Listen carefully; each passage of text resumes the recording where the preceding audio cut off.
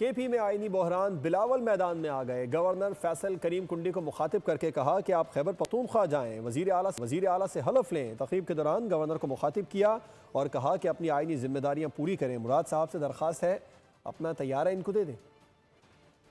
Governor साहब, आपको मेरे ख्याल में पख्तूनख्वा पहुंचना चाहिए। मैं चीफ मिनिस्टर सिंध साहब से रिक्वेस्ट करता हूं कि आप अपना जहाज गवर्नर साहब को दे दें, ताकि गवर्नर साहब जो है वो पख्तूनख्वा पहुंच के आइन और कानून के मुताबिक अपना जिम्मेदारी ज़रूर पूरा करेगा।